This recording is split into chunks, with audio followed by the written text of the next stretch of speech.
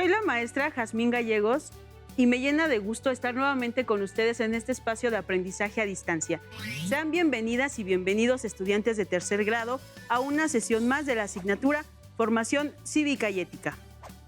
En esta ocasión estudiaremos algunos temas que ayudarán para mejorar su convivencia y el ejercicio de la democracia a través de la práctica de valores en nuestra vida cotidiana.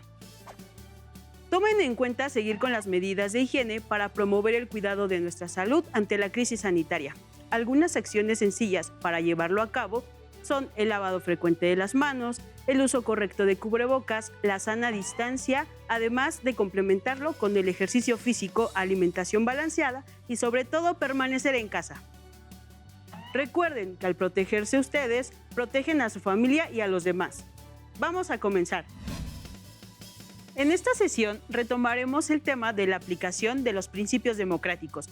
Con ello, podremos plantear algunas situaciones para valorar las condiciones para el ejercicio de la democracia en nuestro país, a través de la legalidad y el trato justo basados en el principio de la mayoría y de los derechos de las minorías.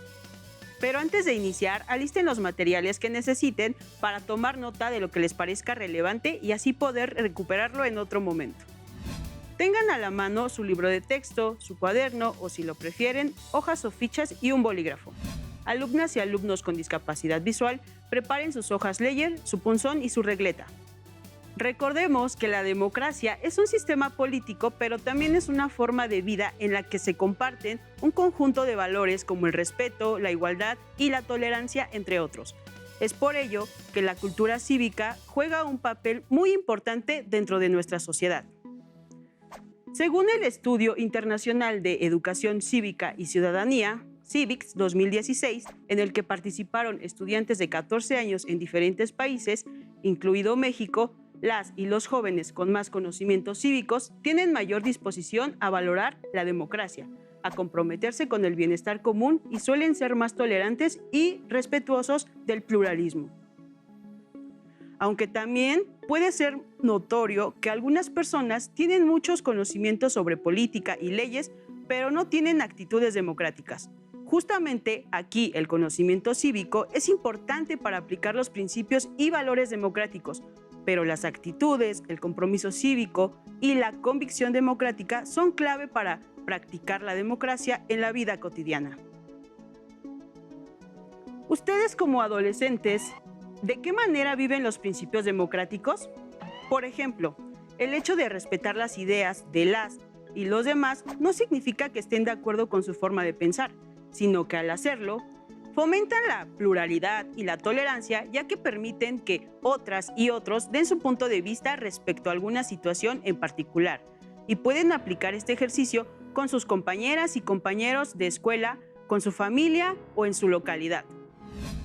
Un ejemplo más, que a su prima o primo le guste cierto género musical y la cultura oriental con las cuales ustedes difieren, no significa que deban pelear con él o ella o que traten de cambiar sus gustos. Ambos deben respetar las aficiones y los conceptos de cada quien. Respetar las creencias y los puntos de vista de las y los demás nos acerca a la pluralidad, porque reconocemos las diferencias y tenemos la posibilidad de generar mejores condiciones de vida en los entornos. Reconocer el derecho de cada quien a expresar lo que piensa, respetar sus ideas políticas, tendencias ideológicas o religiosas, nos permite poner en práctica los principios democráticos.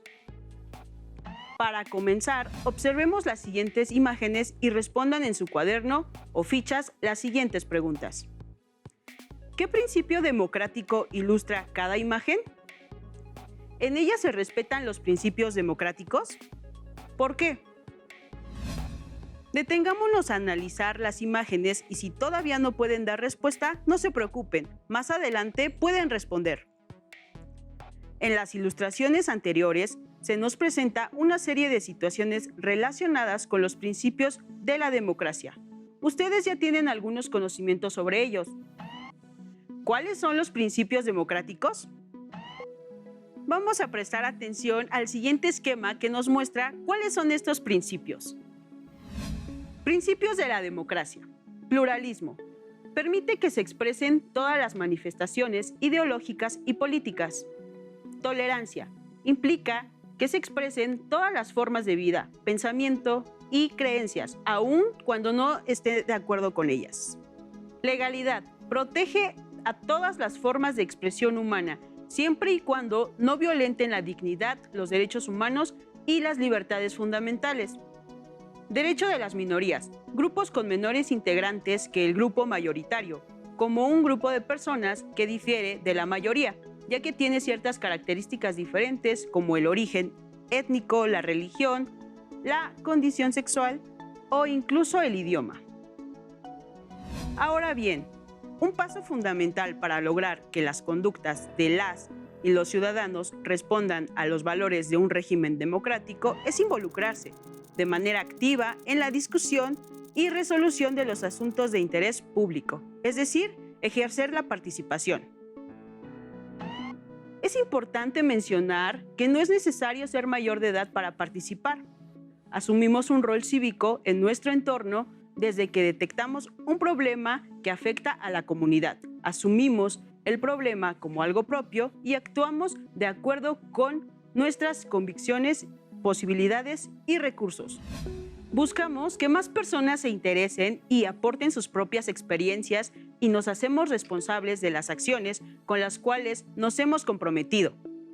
Por ejemplo, notamos un bache que ha causado daños a varios automóviles, lo reportamos ante la autoridad correspondiente, nos organizamos con las y los vecinos para distribuir las tareas de seguimiento. Asistimos a una junta informativa convocada por las autoridades y verificamos que el problema haya sido resuelto. Nos organizamos para garantizar la seguridad en nuestra colonia. En este sentido, la resolución de los problemas no siempre sigue este proceso lineal. En nuestras vidas cotidianas solemos llegar a soluciones de compromiso en aquellas que cada uno consigue un trato razonable al ceder una parte de sus exigencias a cambio de que las y los demás hagan lo mismo.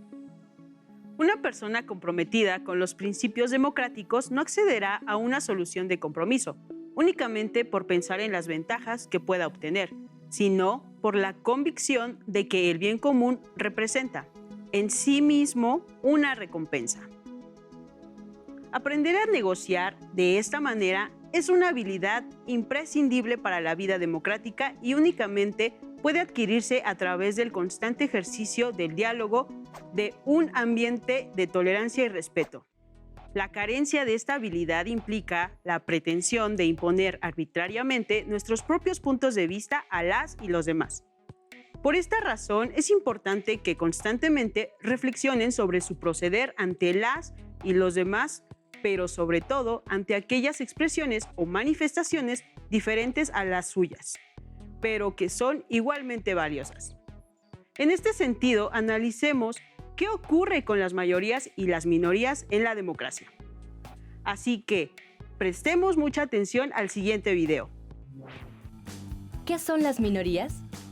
Con este término nos referimos a un grupo de personas pertenecientes a minorías nacionales o étnicas, religiosas y lingüísticas. El término grupos minoritarios no tienen una definición única, debido a la diversidad de culturas que existen en el mundo. Pero lo que sí sabemos es que las llamadas minorías están presentes en todas las sociedades. Se puede decir que una minoría es un grupo dentro de una sociedad más grande. Las minorías son importantes porque expresan el grado de libertad que existe para pensar de manera diferente a la mayoría. Los miembros de los grupos minoritarios suelen estar sujetos a discriminación, prejuicios, segregación o persecución a manos de otro grupo llamado mayoritario. Existen organizaciones que se dedican a mediar para proteger los derechos de las personas de los grupos minoritarios, como la Organización de las Naciones Unidas, a la cual pertenece nuestro país. Por ello, en 1992, emitió la Declaración sobre los Derechos de las Personas pertenecientes a las minorías nacionales o étnicas, religiosas y lingüísticas.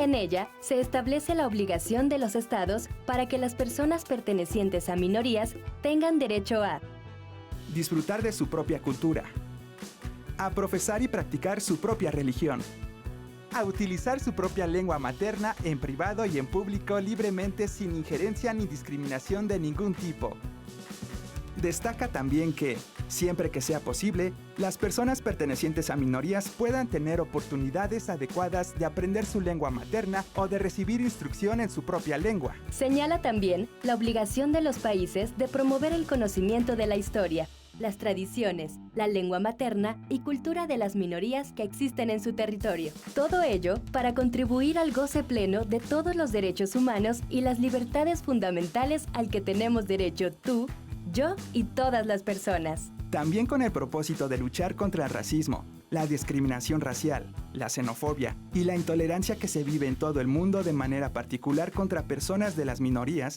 la Organización de las Naciones Unidas convocó a todos los países integrantes a la conferencia contra estas prácticas, que se llevó a cabo en la ciudad de Durban, Sudáfrica en 2001. En el artículo 66 de la Declaración, señala que debe protegerse la identidad étnica, cultural, lingüística y religiosa de las minorías, y que las personas pertenecientes a esas minorías deben ser tratadas en igualdad y deben disfrutar de sus derechos humanos y sus libertades fundamentales, sin discriminación de ningún tipo. Señala también la necesidad de cuidar a las minorías, incluyendo a las personas desplazadas en su propio país o fuera de él, como los refugiados o migrantes, para que tengan apoyo humanitario en alimentación, vivienda y servicio médico, entre otros. Luchar contra el racismo, la discriminación racial, la xenofobia y la intolerancia hacia las personas que pertenecen a las minorías enriquece a nuestras sociedades y nos hacen mejores seres humanos. Por lo que hemos visto, la no discriminación y la igualdad ante la ley son dos de los principios básicos de las normas internacionales relativas a los derechos humanos. De acuerdo con esas normas, el mejor medio de prevenir la discriminación y la desigualdad es que los países asuman el compromiso de garantizar la participación efectiva de sus habitantes, mediante la creación de instituciones que permitan a los miembros de las minorías tomar decisiones, ejercer sus facultades legislativas, administrativas y desarrollar su cultura.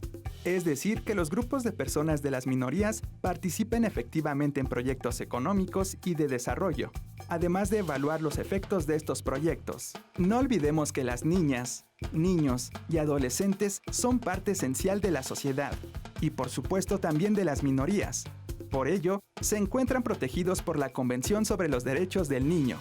En el artículo 30 señala que en los estados en los que existan minorías étnicas, religiosas o lingüísticas, o personas de origen indígena, no se negará a las niñas y a los niños el derecho que les corresponde, en común con los demás miembros de su grupo, a tener su propia vida cultural, a profesar y practicar su propia religión, a utilizar su propia lengua materna. Como sociedad, es fundamental aceptar y aprender de las minorías. ¿Y tú? ¿De qué manera fomentarías en tu escuela y en tu comunidad el ejercicio de los derechos de las minorías? Como pudimos observar, es sumamente importante dentro de nuestra democracia la participación y el valor que aportan los grupos minoritarios en nuestra sociedad, ya que al respetar sus derechos nos vamos integrando como un país libre de discriminación y prejuicios y segregación. De esa manera se desarrolla el goce pleno de todos los derechos humanos y las libertades fundamentales a las que todas y todos tenemos derecho. Ahora prestemos atención al siguiente esquema de los derechos de las minorías. Tomen nota de lo que consideren más relevante. Derechos de las minorías. En 1992, la Asamblea General de la Organización de las Naciones Unidas aprobó por consenso la Declaración de las Naciones Unidas sobre los derechos de las personas pertenecientes a las minorías nacionales o étnicas, religiosas y lingüísticas. Se trata de un documento de referencia en lo que respecta a los derechos de estos grupos. Entre los derechos que se reconocieron en esta declaración están disfrutar de su propia cultura, de profesar y practicar su propia religión y de utilizar su propio idioma en privado y en público. Participar efectivamente en la vida cultural, religiosa, social, económica y pública. Participar efectivamente en la adopción de las decisiones que las afectan a nivel nacional y a nivel regional. Establecer y mantener sus propias asociaciones, clubes o centros culturales para preservar su vida cultural y religiosa. Establecer y mantener contactos pacíficos con otros miembros de su grupo y personas pertenecientes a otras minorías, tanto dentro del país como a través de las fronteras estatales. Traduzcamos el esquema a un ejemplo común. En su grupo, ¿alguna vez han tratado de tomar una decisión y de esto resultan opiniones contradictorias entre dos o más personas? ¿Qué han hecho cuando esto ocurre? Seguramente muchas veces han optado por hacer un conteo de votos y llevar a cabo lo que diga la mayoría. ¿No es así? Pues si en su salón ha habido estas diferencias de opiniones e ideas, imagínense lo que ocurre en una sociedad tan diversa y tan compleja como la mexicana. Debido a la pluralidad de ideas y de formas de pensar que existen en las sociedades actuales y ante las necesidades de tomar decisiones, las democracias contemporáneas han establecido procedimientos para que cuando no haya unanimidad o consenso por parte de todos los grupos que integran a la sociedad, se adopte aquello que la mayoría de los ciudadanos opine. A este procedimiento se le conoce como principio de mayoría. Esto podría llevarnos a pensar que, como consecuencia, la democracia solo es el gobierno de las mayorías y quienes no opinan lo mismo no son escuchados o tomados en cuenta, lo cual constituye uno de los ataques más grandes que se le hace a esta forma de gobierno. Podemos decir, en primer lugar, que la mayoría se constituye solo en un momento y contexto determinado.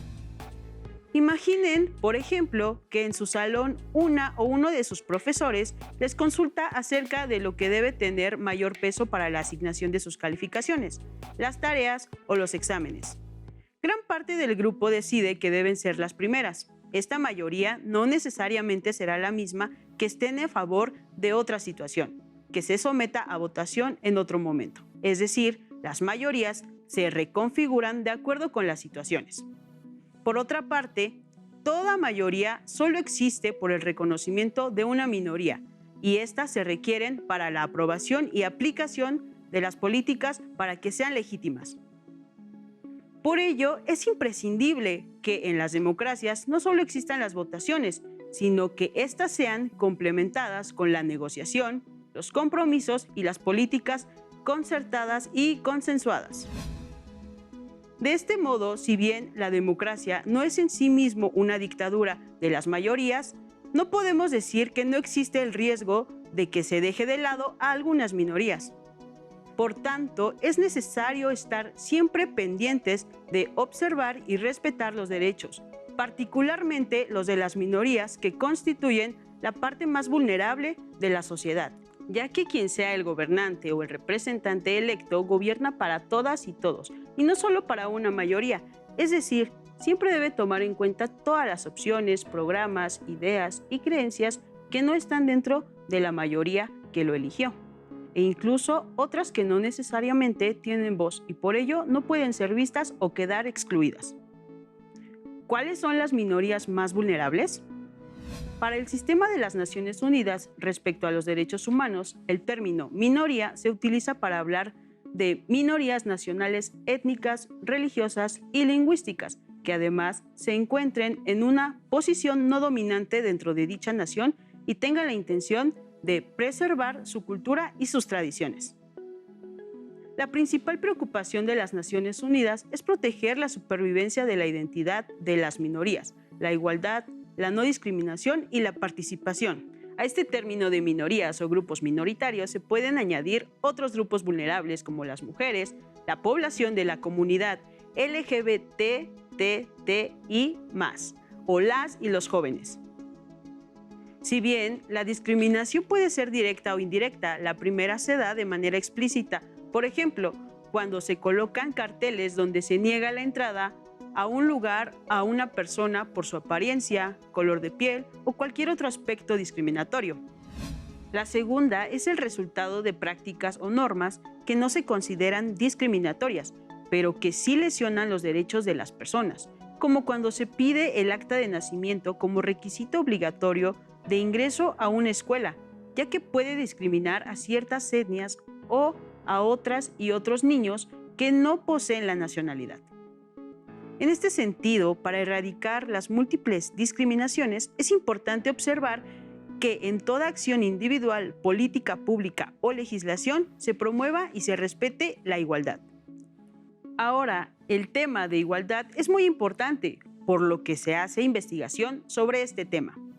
Al estudiarlo, se reconoce que la igualdad se manifiesta de diferentes formas en la vida cotidiana. Por ejemplo, A. Igualdad formal, cuando la igualdad se reconoce en la ley. En México, es responsabilidad del Estado garantizar, proteger y respetar los derechos humanos de todas las personas, independientemente de su condición o nacionalidad. B. Igualdad de oportunidades, cuando todas las personas tienen acceso a las mismas oportunidades, independientemente de su género, condición, raza, etnia o religión. C. Igualdad sustantiva, cuando los derechos de todas las personas son respetados por personas e instituciones y todas y todos los podemos ejercer. Es momento de plasmar nuestros aprendizajes adquiridos en una actividad. Para ello, anoten en su libreta o fichas de trabajo las siguientes frases y escriban lo primero que se les venga a la mente con relación al tema de la sesión. Es importante tener en cuenta que en esta actividad valorarán su actuación personal respecto a los principios democráticos. 1. Encuentro una fila larga y veo a una conocida casi por llegar hasta donde atienden. ¿Yo? 2. Llega a mi salón un estudiante de nuevo ingreso. ¿Yo? 3. Si mi maestra se descuida durante un examen, ¿yo? 4. Cuando veo a alguien en silla de ruedas o con muletas, ¿yo simplemente? 5. Si alguien roba, ¿es porque? Cuando terminen de completar estas frases, lean de corrido cada una de sus respuestas y analicen una a una cómo se relacionan con la pluralidad, la tolerancia, la legalidad y los derechos de las minorías. Para finalizar, les invito a consultar su libro de texto de formación cívica y ética para saber más acerca del ejercicio de los valores democráticos. Recuerden que también pueden consultar los libros de texto digitales que se encuentran en la página de Conalitec y no olviden visitar sitios web oficiales. Hemos llegado al final de una sesión más. Fue para mí un gusto haber compartido con ustedes todo este espacio de aprendizaje a distancia, así que les invito a compartir y aplicar sus aprendizajes. Nos vemos pronto. Si tienes dudas o necesitas ayuda, llama al Centro de Apoyo Pedagógico a Distancia. El número de teléfono para secundaria es el 55 36 01 71 23. Si requieres consultar los libros de texto en versión digital, recuerda que los puedes encontrar en la página conalitec.cep.gov.mx. Y recuerda que también cuentas con el sitio aprendeencasa.cep.gov.mx, en donde podrás ver nuevamente los videos de los programas y además encontrarás actividades para fortalecer tus aprendizajes. También te invitamos a que consultes la plataforma nuevaescuelamexicana.cep.gov.mx.